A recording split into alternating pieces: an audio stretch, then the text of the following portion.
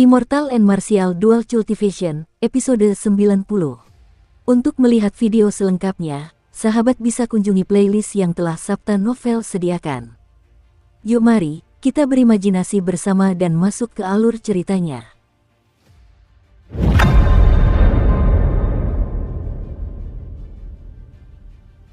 Dari kejauhan, Liu Suifeng mengamati perubahan situasi yang tiba-tiba itu.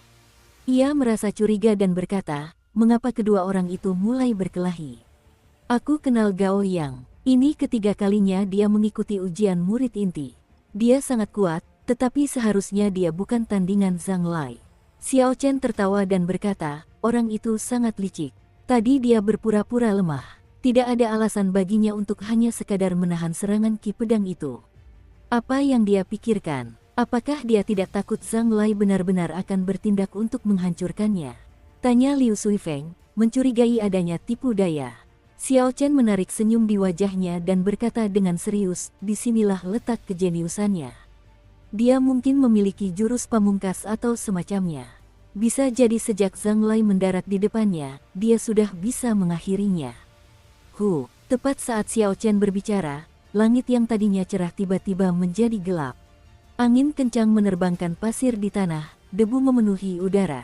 Zhang Lai, yang awalnya bersiap menghadapi Gao Yang, menjadi serius. Dia menemukan ada perisai esensi di depannya, menghalangi pasir. Dia merasa curiga dan berkata, apa yang terjadi? Mengapa angin sekuat ini tiba-tiba muncul? Apakah ada perubahan cuaca? Gao Yang memperhatikan hembusan angin kencang yang tiba-tiba itu. Zhang Lai berhenti karena angin tersebut. Ia merasa sedikit kecewa. Sungguh disayangkan. Setelah angin kencang mereda, sebuah bendera hitam muncul di depan mata semua orang. Bendera itu berkibar dari cakrawala, semakin mendekat hingga mencapai lapangan latihan. Bendera itu memiliki latar belakang hitam dengan tulisan putih dan garis tepi kuning. Ada dua kata pada bendera yang berkibar itu, Heaven Saber. Tiang bendera memiliki pola bunga sederhana dan seekor naga emas yang melilitnya. Kecepatan kibaran bendera itu sangat lambat, tetapi kekuatan yang dibawanya sangat mengejutkan. Kemanapun bendera itu lewat, udara terbelah seperti air. Seorang murid inti tidak tahu apa itu. Pada akhirnya, dia terlempar oleh bendera dan muntah darah dalam jumlah banyak.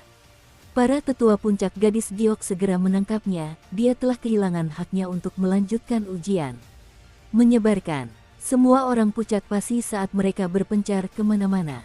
Mereka menatap bendera hitam itu sambil memberi jalan. Tak lama kemudian, bendera itu berkibar di area yang tidak jauh dari depan Xiao Chen. Tiba-tiba, kepala penguji yang berada di tanah berkata, hanya dengan merebut bendera hitam seseorang akan lulus ujian ini. Siapapun yang merebut bendera akan langsung mengakhiri ujiannya. Setelah ketua pemeriksa berbicara, bendera yang tadinya dihindari orang-orang langsung berubah menjadi objek yang sangat diminati. Semua orang melakukan segala cara untuk merebut bendera itu. Liu Suifeng, yang berada di belakang Xiao Chen, tidak dapat menahan diri dan ingin bergerak. Hal ini karena dia dan Xiao Chen adalah orang yang paling dekat dengan bendera. Jika mereka bergerak, kemungkinan besar mereka bisa mendapatkan bendera tersebut. Jangan bergerak duluan, kata Xiao Chen cepat. Liu Suifeng tidak mengerti dan bertanya, mengapa? Setelah kita mendapatkannya, kita bisa langsung melompat turun dan menyelesaikan ujian ini. Seharusnya tidak ada masalah. Xiao Chen menunjuk dan berkata, lihatlah orang-orang itu, mereka yang memiliki kekuatan sejati di sekte ini. Apakah ada di antara mereka yang telah bergerak? Ketika Liu Suifeng mendengar ini, dia menyadari bahwa memang seperti yang dikatakan Xiao Chen. Mu Heng, Zhang Lai, Gao Yang, dan orang-orang seperti mereka tidak melakukan apapun. Seolah-olah tidak ada hubungannya dengan mereka. Aku berhasil, teriak seorang murid puncak Gangyu dengan gembira sambil meraih tiang bendera dengan satu tangan. Ledakan. Tepat ketika dia hendak melompat dari formasi tombak, berbagai macam serangan menghujani dirinya. Semua serangan ini terlihat spektakuler dan sangat dahsyat. Selain murid puncak Gangyu, murid-murid dari puncak lainnya juga melancarkan serangan terkuat mereka. Dengan begitu banyak serangan, bahkan jika dia adalah Saint bela diri tingkat rendah sekalipun, dia tidak akan mampu memblokirnya. Bagaimana mungkin seorang Grandmaster bela diri bisa melakukannya? Sebelum sempat mendarat di tanah, ia mengalami luka parah. Seluruh tubuhnya dipenuhi luka, dan darah mengalir deras. Bendera hitam itu terlepas dari tangannya dan kembali ke langit. Jantung Liu Suifeng berdebar sangat kencang saat melihat ini. Untungnya, Xiao Chen telah menghentikannya. Jika tidak, yang sekarang tergeletak di tanah bisa jadi dirinya. Sungguh menyedihkan. Orang itu membutuhkan setidaknya 3 bulan untuk pulih. Itu terlalu kejam. Mereka sama sekali tidak menahan serangan mereka. Apa yang terjadi dengan ujian murid inti putaran ini? Ketika para murid inti di tribun penonton melihat situasi tragis itu, mereka tercengang. Ujian murid inti sebelumnya juga intens, tetapi ujian ini sungguh tragis, sungguh kejam. Ujian hanya bisa berakhir setelah bendera berhasil direbut. Dengan begitu banyak orang di sini, pasti ada lebih dari 1 bendera. Oleh karena itu, tidak perlu berebut 1 bendera. Siapapun yang mendapatkan bendera pertama pasti akan menjadi sasaran serangan semua orang. Ini adalah prinsip tembakan mengenai burung yang menjulurkan kepalanya. Sekalipun itu Xiao Chen, dia tidak akan bisa lolos dari situasi sebelumnya tanpa cedera. Xiao Chen memperluas indera spiritualnya dan mencari ke arah asal bendera itu. Dia terus memperluasnya hingga melihat pemilik bendera tersebut lebih dari 1000 meter jauhnya dari lapangan latihan. Seorang pria berpakaian hitam berdiri di atas menara tinggi. Ada 5 bendera yang berkibar berisik tertiup angin di belakangnya. Wajah orang itu tampak buram karena sinar matahari. Energi dan darah dalam tubuhnya sangat melimpah. Ditambah dengan bendera-bendera di belakangnya, auranya melonjak. Dia memiliki kekuatan pasukan yang dahsyat, seolah-olah dia bisa menginjak-injak langit. Dia berada hampir 2000 meter jauhnya dari mereka, batas kemampuan indera spiritual Xiao Chen. Karena itu, Xiao Chen tidak dapat melihat penampilan orang itu dengan jelas, dia hanya bisa mendapatkan gambaran yang samar. Orang ini setidaknya adalah raja bela diri tingkat puncak. Paviliun pedang surgawi memang penuh dengan talenta tersembunyi. Ada ahli di mana-mana. Xiao Chen menghela napas dalam hati. Melalui indera spiritualnya, dia dapat melihat 5 bendera hitam di sekitar orang itu. Bendera-bendera itu berputar terus-menerus, aliran udara spiral muncul di depannya. Sesaat kemudian, kelima bendera itu menuju formasi di lapangan latihan. Awalnya, mereka sangat cepat. Saat mendekat, mereka memperlambat langkah. Namun, pengurangan kecepatan ini bersifat relatif, kecepatannya hanya terasa lebih lambat bagi kultivator tingkat tinggi. Orang biasa atau kultivator tingkat rendah tidak akan bisa membedakannya, bagi mereka, kecepatannya beberapa kali lebih cepat daripada kereta perang. Siu, kali ini, beberapa murid inti terkuat di ujung tombak tidak menahan diri. Esensi mereka melonjak dan mereka melesat keluar, meninggalkan bayangan di belakang. Liu Suifeng melihat Xiao Chen masih belum bergerak. Dia bertanya, "Ye Chen, apakah kamu masih belum bergerak?" Jumlah bendera mungkin terbatas. Setelah setiap kelompok ditembakkan, itu berarti 1 kelompok berkurang. Xiao Chen berkata dengan acuh tak acuh, "Kau bisa pergi merebutnya, ini belum waktunya bagiku." 10 bendera lainnya kembali berkibar. Angin bertiup kencang menerpa formasi tersebut, debu beterbangan di mana-mana. Kali ini, semua orang tampak bersemangat. Bahkan beberapa orang yang ingin bersembunyi pun ikut bergerak. Angin bertiup kencang dan pasir bertebaran di mana-mana di area tersebut. Banyak sosok melayang di udara, terus-menerus mengejar bendera.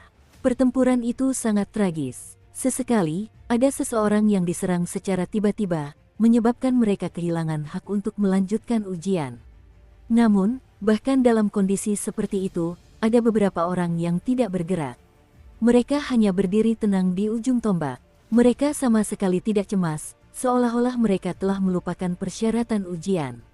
Selain Xiao Chen, Zhang Lai, Mu Heng, dan Gao Yang, ada 1 orang dari masing-masing 3 puncak lainnya yang tidak melakukan apapun. Ketujuh orang ini masing-masing mewakili 1 puncak. Pada kenyataannya, mereka juga merupakan 7 orang terkuat dalam ujian ini. "Akhirnya aku berhasil," teriak seorang murid puncak Tianyu sambil memeluk benderanya setelah mendarat di tanah. Ia mengabaikan luka-luka di sekujur tubuhnya. Luka-lukanya berlumuran darah saat ia memperlihatkan senyum gembira. Para tetua puncak gadis giok segera bergegas dan memeriksa lukanya. Kepala penguji mengangguk dan mencatat nomornya.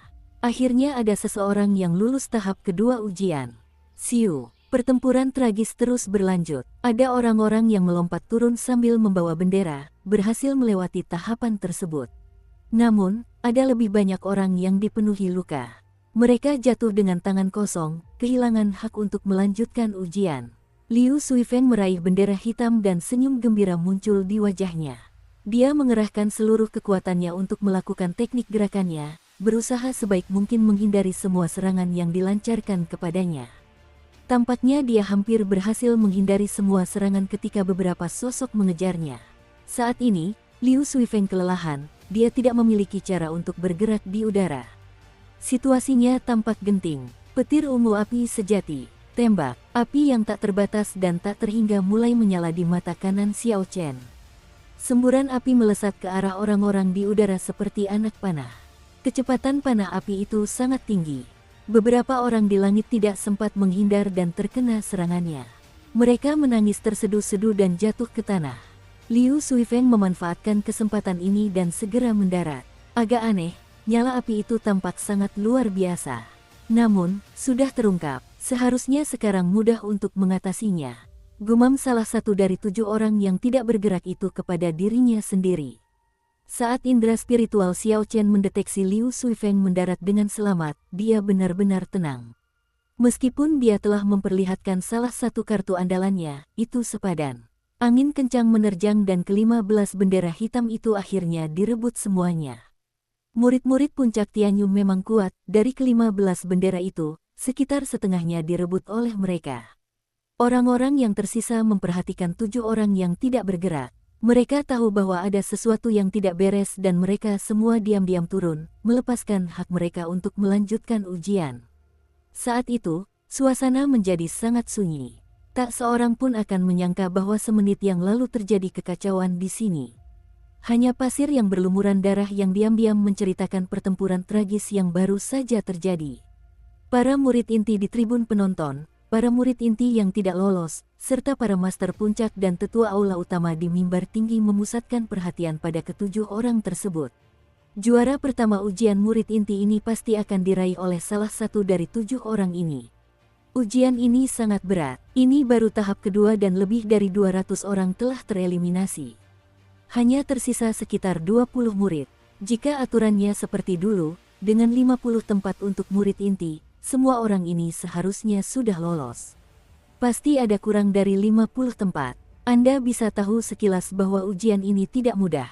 Saya rasa paling banyak hanya ada 10 tempat. Saya penasaran berapa banyak bendera yang akan berkibar di kelompok ini. Jika kurang dari 7, maka beberapa orang dari 7 orang terkuat ini akan tereliminasi. Para murid inti biasa di tribun penonton memandang ke-7 orang itu. Ekspresi mereka semua rumit. Orang-orang ini, karena berbagai alasan, tidak dapat menjadi murid inti. Namun, ketika mereka melihat ujian murid inti ini, mereka merasa beruntung. Darah di bawah formasi itu bukan berasal dari mana-mana. Darah itu ditinggalkan oleh para murid inti yang mengikuti ujian ini. Beberapa dari mereka hampir mati. Selain mereka yang menyerah atas inisiatif sendiri, hampir tidak ada yang keluar tanpa luka. Meskipun identitas sebagai murid inti sangat menggiurkan, persaingan tragis seperti itu membuat seseorang merasa takut. Huci, tiba-tiba, angin kencang bertiup, menyebabkan pasir beterbangan di udara. 5 bendera hitam berkibar dari kejauhan, menuju ke arah formasi tombak.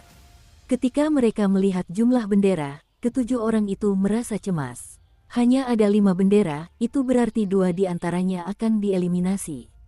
Gao yang mengerutkan keningnya dalam-dalam, usianya sudah 19 tahun. Jika dia tidak berhasil kali ini, dia tidak akan memiliki kesempatan lagi untuk menjadi murid inti, dia tidak boleh kalah di sini. Bukan berarti dia tidak ingin merebut salah satu dari 15 bendera sebelumnya. Namun, dia tahu bahwa dengan kekuatannya, jika dia melakukan gerakan pertama, dia akan menghadapi serangan sengit. Sekalipun dia mendapatkan bendera itu, dia akan memperlihatkan kartu trufnya, itu tidak akan baik untuk pertempuran di arena. So, Wang Mei, murid yang tersisa dari puncak gadis giok, melakukan gerakan pertama. Tubuh mungilnya meninggalkan bayangan putih di udara. Ia berhasil meraih bendera dengan cepat dan menuju ke tanah.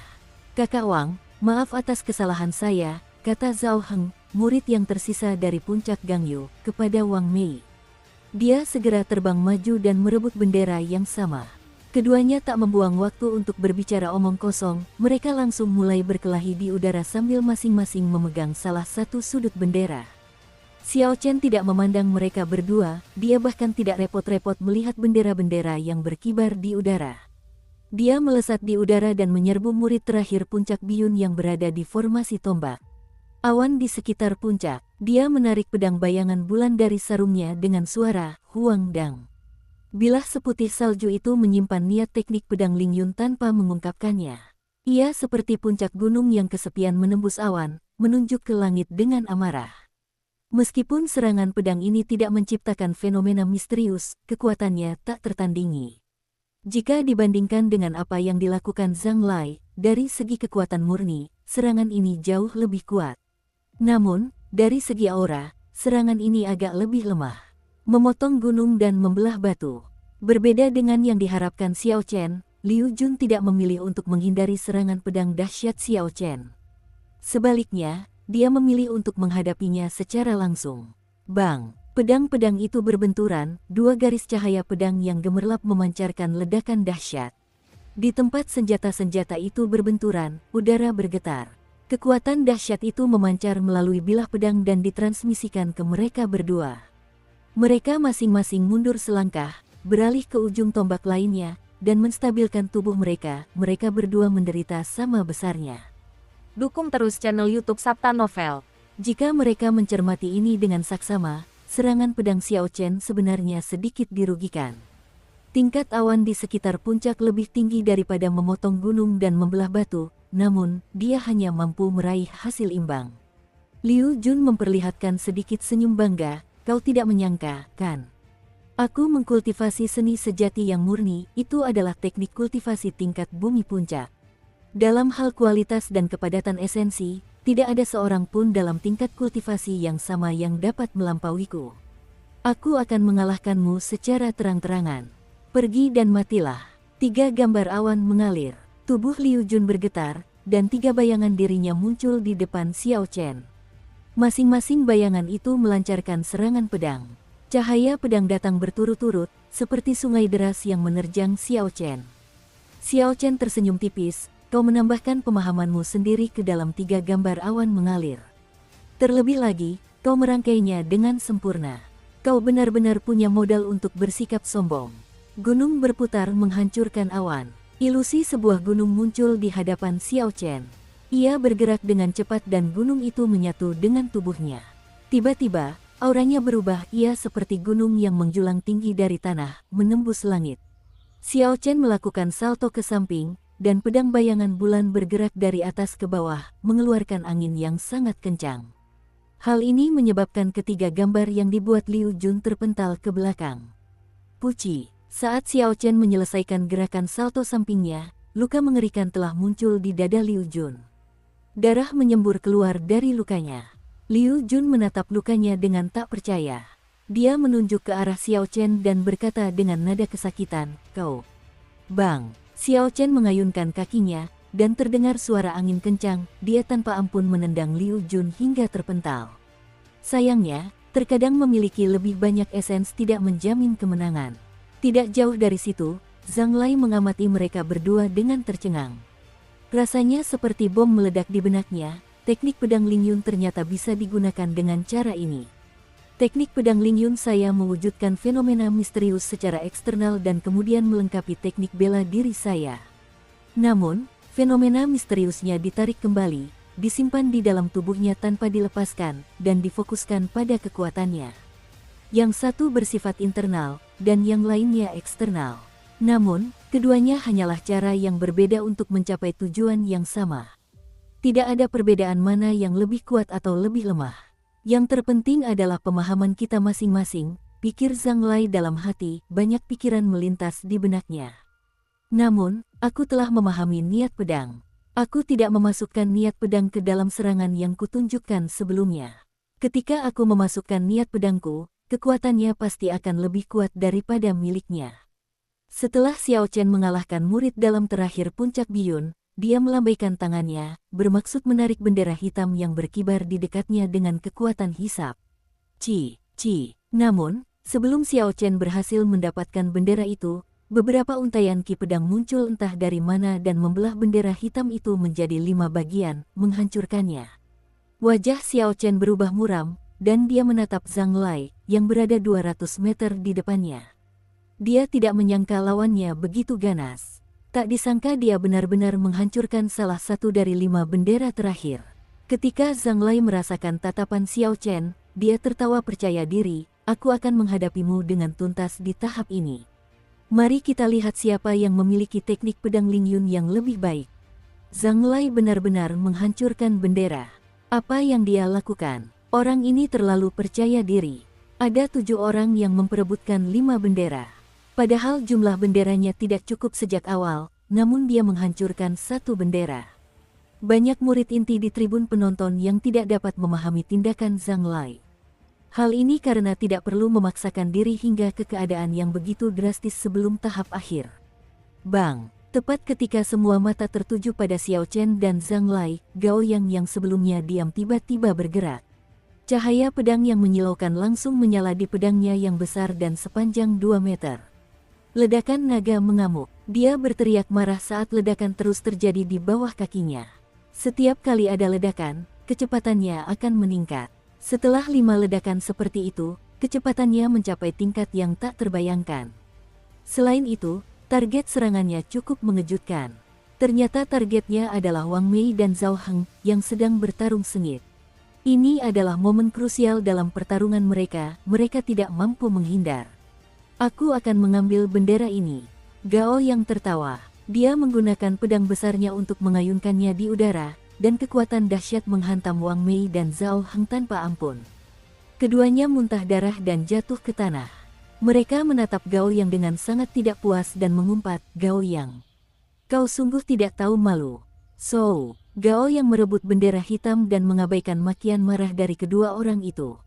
Ia menunjukkan ekspresi gembira sambil berkata, semuanya, saya pamit dulu. Kalian bisa santai dan bersenang-senang. Gao Yang melompati beberapa ujung tombak, efek dari serangan naga mengamuknya belum hilang. Setelah beberapa ledakan, dia berada beberapa ratus meter jauhnya, dia hanya selangkah lagi mencapai tanah. Tepat pada saat itu, sesosok tiba-tiba muncul di hadapannya. Orang itu memperlihatkan senyum tipis sambil menghalangi jalan Gao Yang, mengawasinya dalam diam. Mu Heng, apa yang kau lakukan? Masih ada 3 bendera lagi, cukup untuk kalian masing-masing. Apa gunanya menghalangiku? Tanya Gao Yang dengan cemberut sambil mengubah ekspresinya. Mu Heng tidak membuang waktu untuk berbicara omong kosong dan langsung ke intinya, turunkan bendera dan pergi. Hanya dalam mimpimu. Gao Yang meraung, dan ledakan kembali terjadi di bawah kakinya. Kecepatannya kini begitu tinggi sehingga bayangannya pun tak terlihat lagi, ia sangat mendekati kecepatan suara. Ekspresi Mu Heng tidak berubah. Cahaya ungu yang sangat terang tiba-tiba menyelimuti seluruh tubuhnya, semua otot dan kulitnya seperti giok tembus pandang. Rasanya seperti tembus pandang. Tiba-tiba, Gao Yang muncul di belakang Mu Heng. Pedangnya yang besar membawa kekuatan luar biasa saat dia menebas Mu Heng dengan ganas, yang tampaknya tidak bereaksi sama sekali. Semua orang yang melihat ini merasa jantung mereka berdebar kencang. Teknik bela diri puncak Yanduan terkenal karena sifatnya yang brutal dan dahsyat.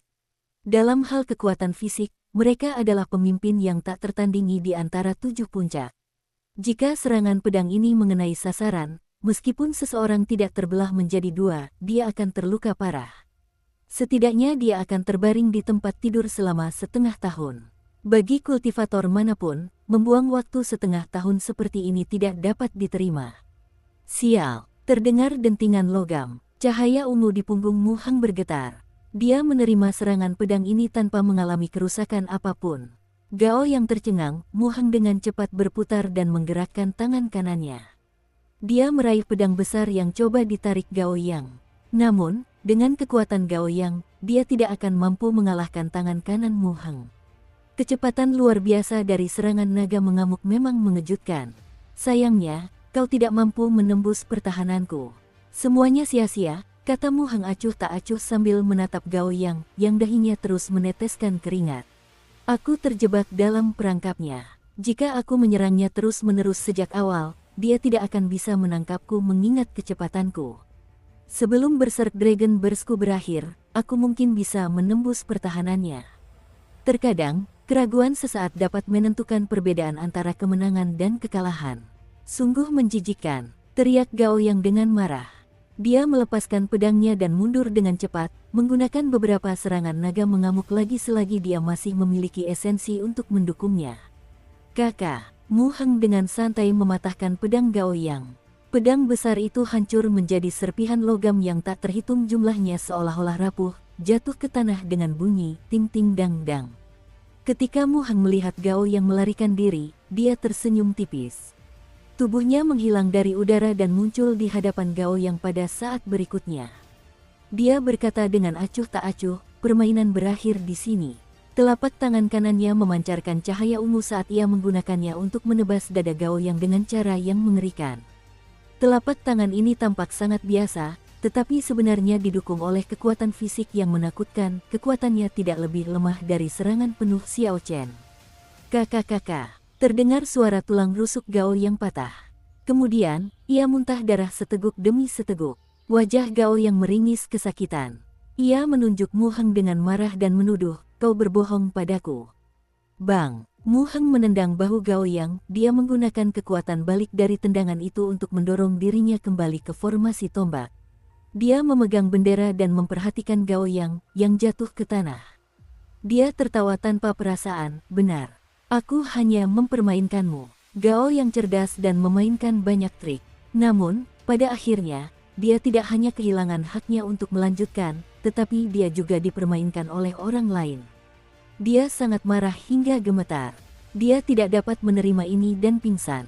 Gerakan yang digunakan Mu Heng sebelumnya adalah teknik rahasia puncak Beichen, transposisi 7 bintang. Gerakan ini secara instan memindahkan seseorang dalam jarak pendek. Gao Yang ini menerima balasan yang setimpal, dia menyerang beberapa orang secara diam-diam. Pada akhirnya, dia dipermainkan seperti itu.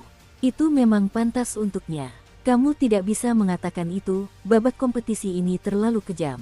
Melakukan sedikit trik bukanlah apa-apa. Kemampuannya mungkin tidak cukup baik,